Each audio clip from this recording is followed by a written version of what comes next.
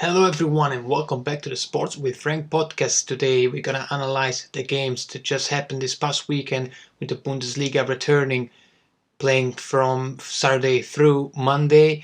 We're gonna be having a look at what I think were the best performances and what were the not so good performances of this last set of games. And also I'm gonna give you my personal opinion of a player that I think could be very good going forward, and it's relatively unknown to the mainstream public for now at least. Let's dive right in with this special episode of the Sports with Frank podcast. I'm Francesco. Let's do this thing.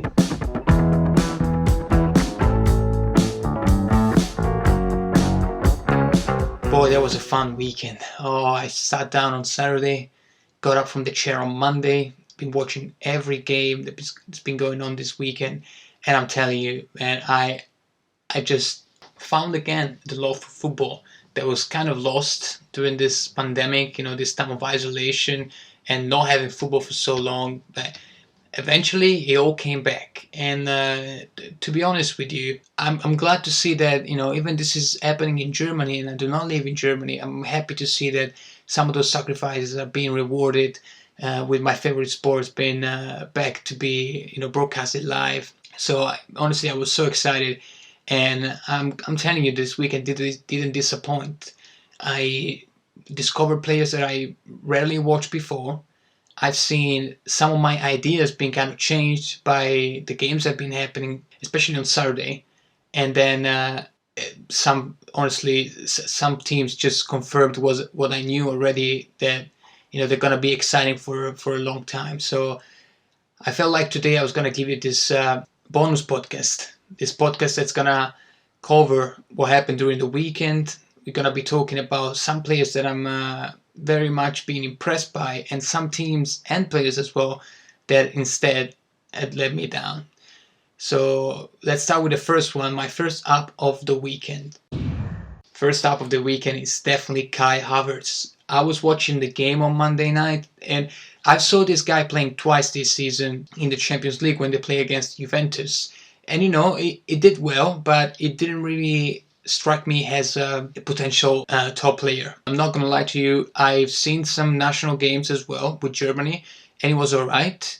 But it didn't really strike me as the kind of player that had the versatility to be good in the future, because the way I look at young talent, there are those players that are like super good in a certain spot of the pitch, right? But what I like to see from young talent is the ability to move around, because when you're that young, if you just focus on one single position, it's unlikely that you could succeed, unless we're talking about Andrea Pirlo or David Beckham, or those like huge players that, of course, but even then they never, like, Pirlo used to be a cam before he eventually became one of the best CDMs this game has ever seen. And I think young players need to have this particular skill, and I think that Kai Havertz has it 100%.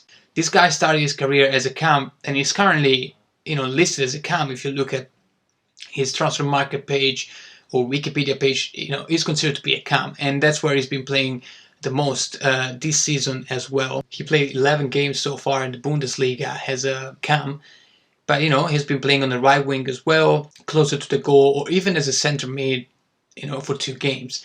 So that's showing you how he can move around and perform well in every part of the every spot of the pitch. But yesterday he was playing striker, and I know that Werder Bremen's defense is not great, to use a euphemism. It's the worst defense in the Bundesliga. But the way he plays, like the way he kind of interprets the role, it's striking to me. And of course, he scored 2 goals and had an assist to his name as well. But if you look at his performance, you can see much more than that.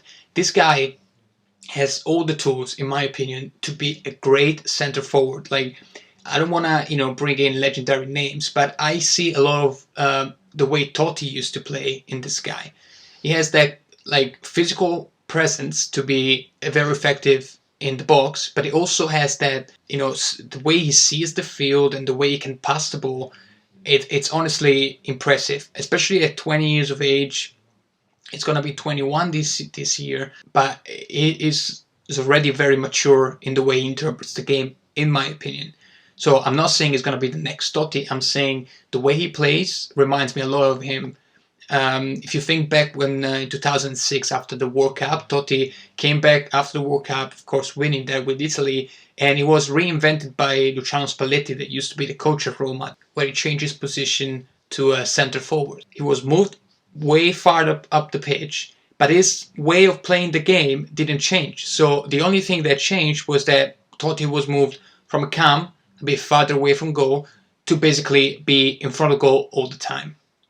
And even though Totti still came back, helped the team play, and his play was always the center of the offense at Roma, he was able to kind of be closer to the goal in a position that also allowed him to facilitate the rest of the team. And that resulted in an amazing season by Totti, with an outstanding 32 goals in 50 games. And not only, that number is already high, but if you consider the year before, it wasn't 17 goals, that tells you, the improvement he made by moving to that position.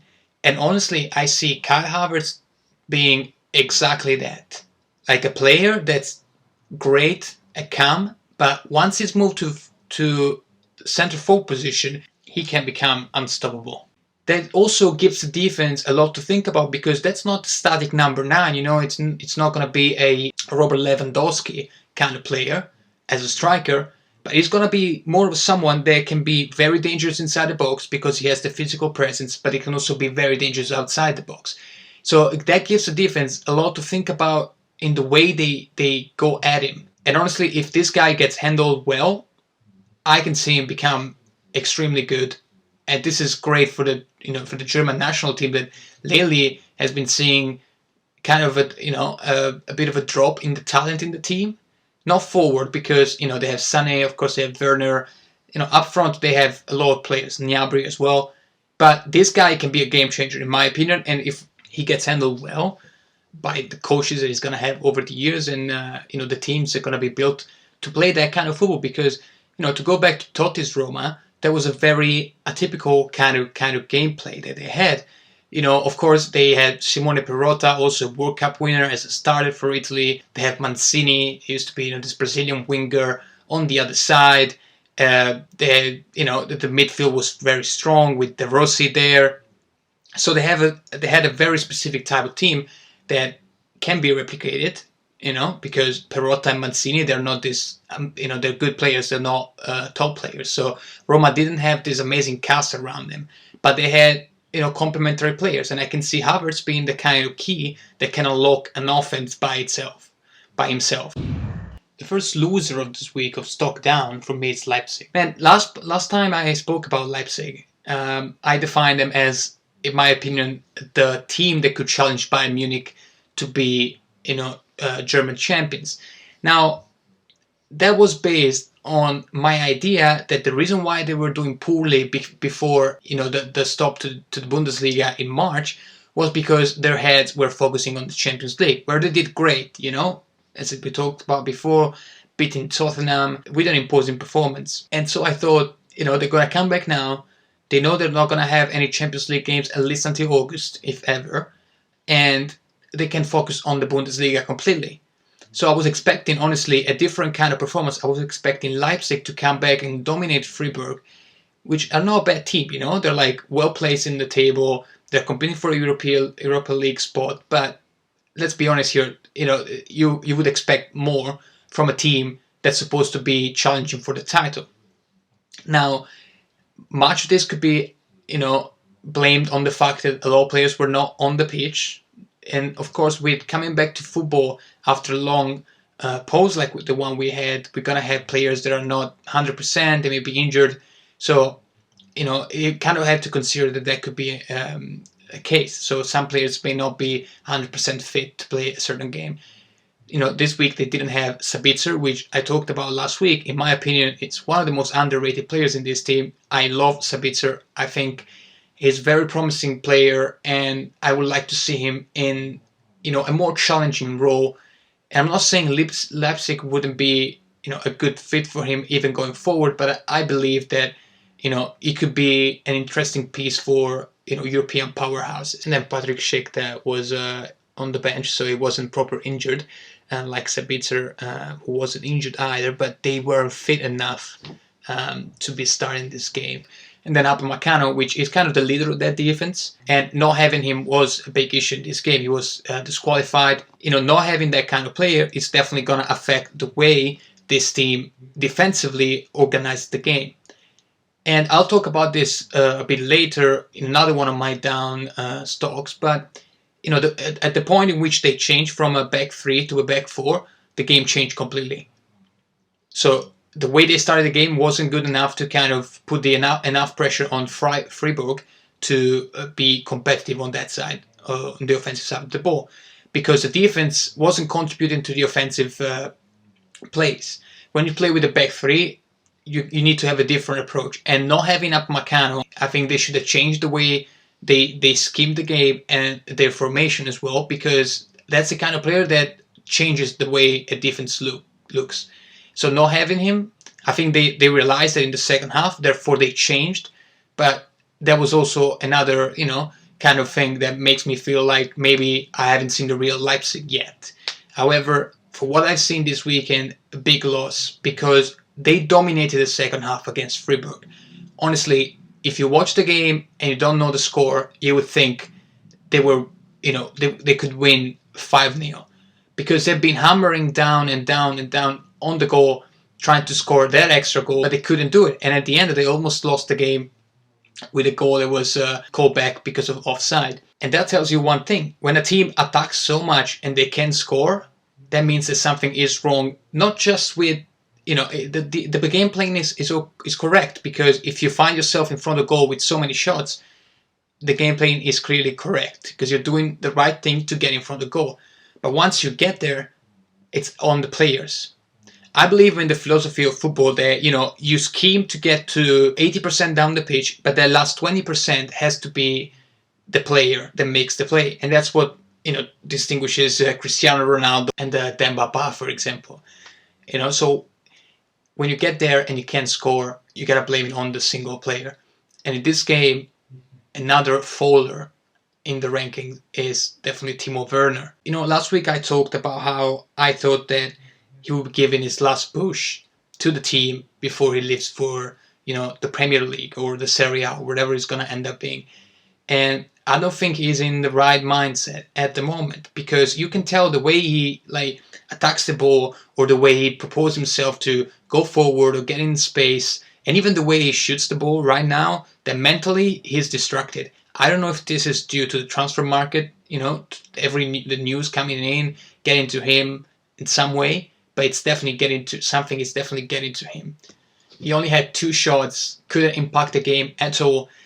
And to be honest, I think he has to be blamed in a certain sense for Leipzig not being able to bring home the win. Of course, there are other players as well, and it's not just on him. But I think when you are this kind of player, when you get this kind of buzz, to prove that you really are a great player, you need to put your team on your back and prove that what comes from outside, it doesn't touch you at all. There's going to be a time for transfer news, but this is not the time. So that was a disappointment. The whole team was, because I think that the first half didn't live up to the expectations that I had. I think the second half kind of they switched it on, and it was pretty entertaining. But the first half, I wouldn't say was entertaining at all from a Leipzig side of things. I just want to touch on this because we're talking about this game so much as well. I think one of the most kind of impressive teams in a sense that I've seen this weekend was Freiburg. They don't have great players. They don't have that flashy player, the flashy young guy that can become someone. And you never know in football, but for what I've seen, they don't. But this team is so well coached. The way they game played was perfect. They basically went all out at the beginning of the game and they scored. It was the kind of goal that you get 1 out of 10 chances. But nonetheless, they managed to score. And, they were attacking with this very high defensive line, which I love if it's then backed up by what they did after. So they scored, and instead of keep going, they managed to, stay back, let the game came to them, and that paid off big time. As I said, they almost won the game, in my opinion, even if the second half was just Leipzig, going at them 100%, I think they did everything they had to do to bring home at least 1 point. I think it was the perfect game plan, and you know, kudos to them, because I did not expect a performance like that from this team. And again, the way they play, the way they are coached, I mean, I was very much impressed by what they could do. They're coached by Schreik, that's been there for years and years. He's been a coach there from 1995. He moved up from different stages. Was a youth coach first, assistant coach afterwards, and it shows, because a team like this, I don't think they expect to win in the long run. They like to be consistent and play a certain style of football, and you can tell by looking at this game, by watching this game, you can tell how important it is to have the same guy coaching your team year in, year out. Because you can tell, like, the players are not top class, but they play how they're instructed, and they played well. They played how they should have played to go into Leipzig to get 1 or 3 points, and they almost came out with 3 points. So honestly, I just want to bring up Freiburg in this conversation, just because I was so impressed by the way they played. Moving on to my second up stock of the week. This one's pretty easy. It's Borussia Dortmund. I mean, honestly, I going into the weekend, I knew they were gonna have a good game, because I talked about how it's still a derby at the end of the day, and I knew they were gonna play well, because this team has been playing well and very consistent. I mean, this is the 5th game in a row they win in the Bundesliga. They were on 4 in a row before the break, and they came back and they won. And this team is literally coming together in front of our eyes. As I talked about the other day in the last episode, there is a mix here of experienced players and young players that really comes together very, very well. And I was looking forward to see Sancho and Reina, the Spaniard, as well, that unfortunately got injured during the warm-up. But those two guys I was actually looking forward to see very much. I didn't get to see them, but nonetheless, the players that came in, they did very, very well. Brandt, of course, involved in the goals, and talking Hazard, he had a goal to his name. And I was impressed by the way they easily run over Schalke, which, to be honest, had a dreadful game. I think this game was as one-sided as it can possibly be.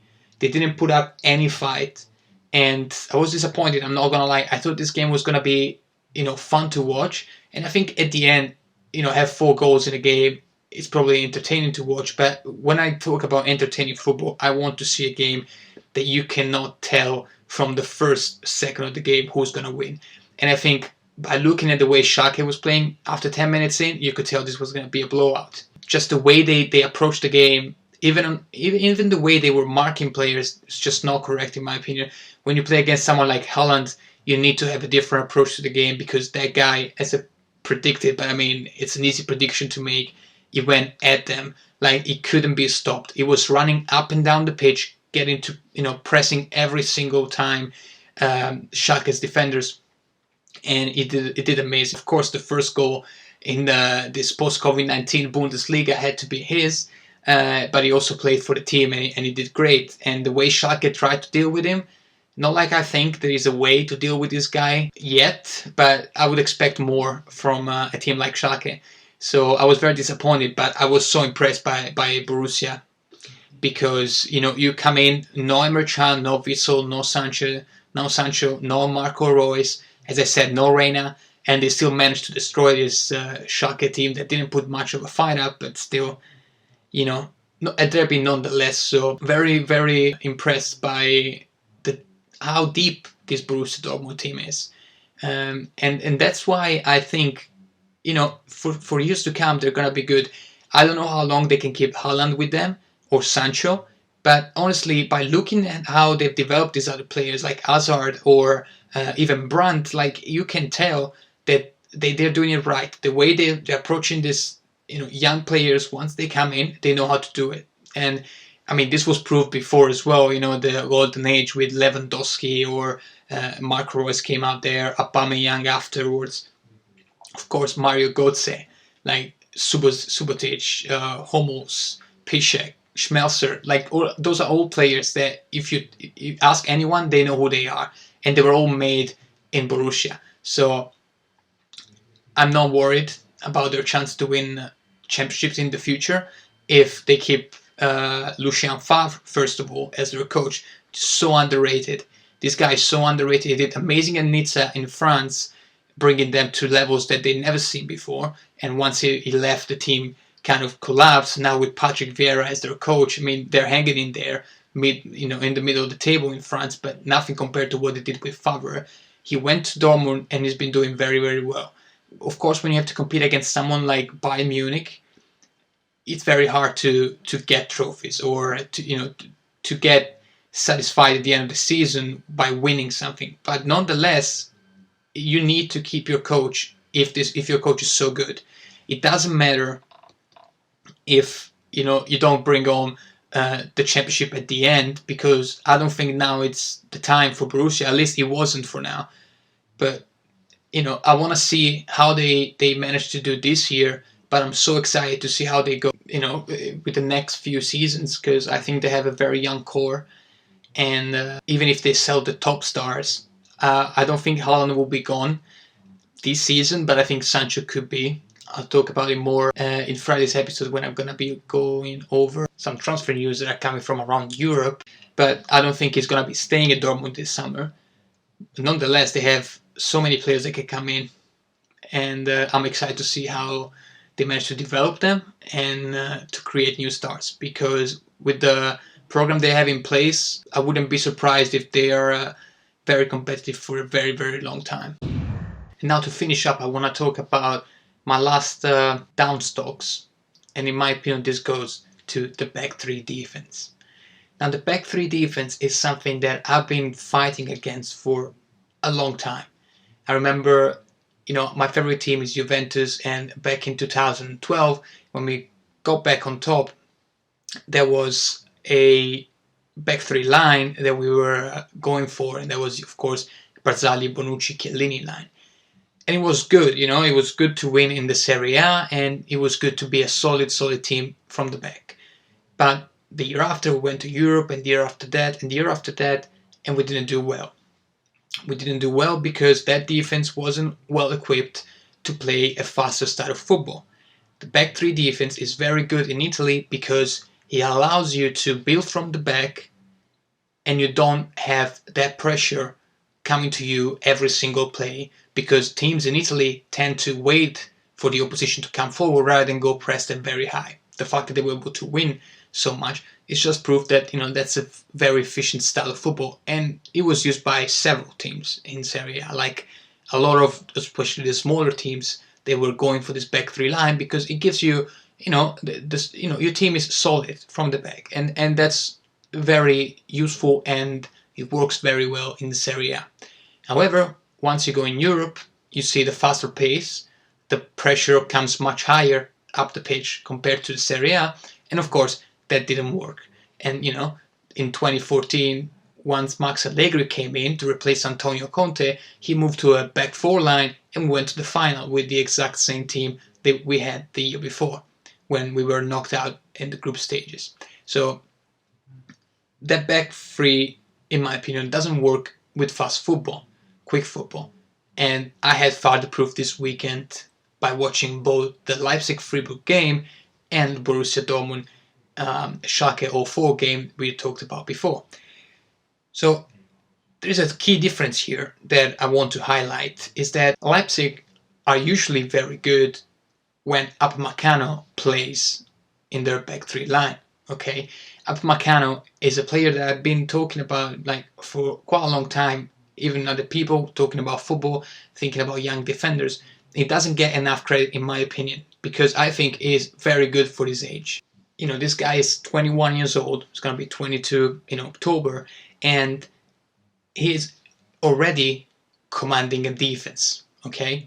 And a defense that's playing, Champions League football high level, and it's playing Bundesliga football high level, being so close to the top. This is a player that it's critical for the way they play. And I think the mistake they made last weekend in the first half was to keep playing the same way even if Upamecano wasn't available, because as I said, he was suspended for that game. And that kind of, they saw the issue with that, and they changed in the second half. They replaced the center back with the right back that allowed them to kind of be more and more aggressive and go get Freiburg higher up the pitch to press them. And, that paid out. They maybe, they didn't win the game, but they definitely played a better game. Now, here comes the part that I want to really stress, because, as I said, I'm not a fan of a back three line, but I see his benefits. I'm not saying that, it's impossible to make it work in a faster league like Bundesliga. I'm saying I wouldn't do it if I were the coach, right? But I'm not the coach.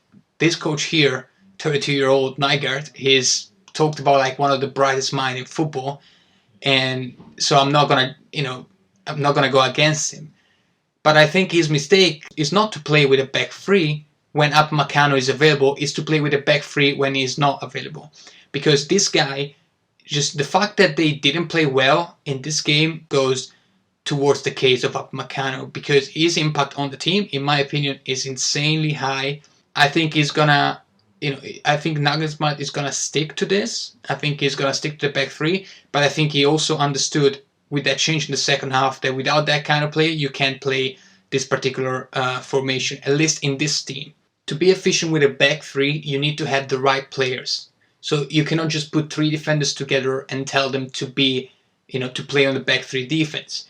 In my opinion, what you need is two very strong players on the side and a player in the middle that has the ability to pass the ball well. And that's something that Upamecano, in my opinion, can do. And I think they're going to be going back to this particular style of playing once he's back. But I don't think that's going to be their choice if the guy is not on the pitch, because I don't think they have anyone to replace him with. On the other hand, we had Schalke 04 being dreadful against Borussia Dortmund with the back three.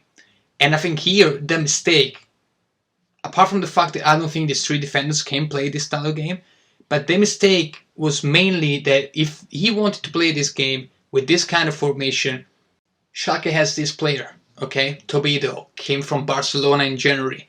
This guy used to be a midfielder and is now being converted to a center back. Now, this is literally the perfect guy for back three defense to play in the middle.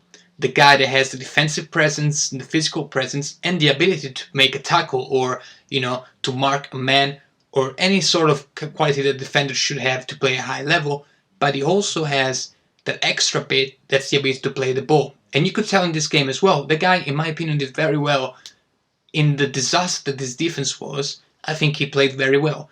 And I think he's the perfect guy to move to the center of the back three defense if that's the way you want to go forward. He had Sané there.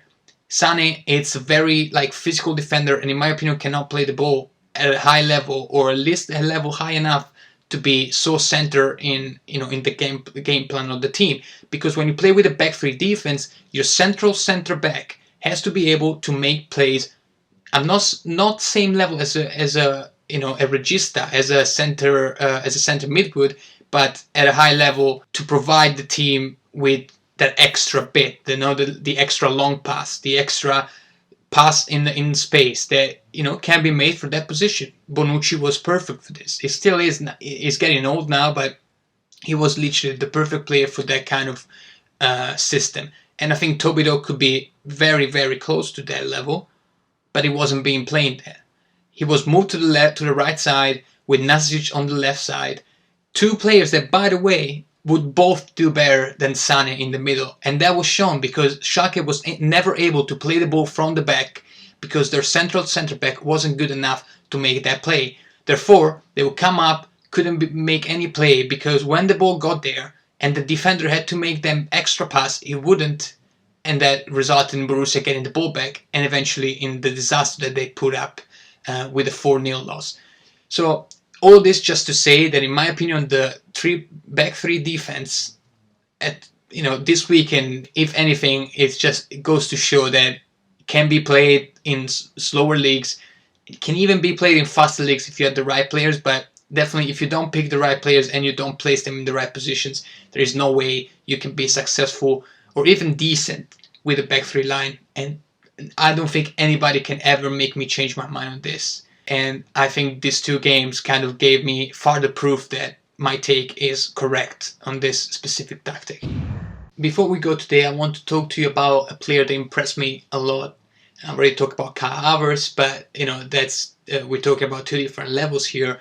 But there was another player this weekend that I kind of liked a lot. He plays for Augsburg, so it's not the most famous team, and for people that are not really into Bundesliga, probably never seen this guy play. But I'm telling you, I watched this game this past weekend, and this guy, Ruben Vargas, very good player. He played against Wolfsburg.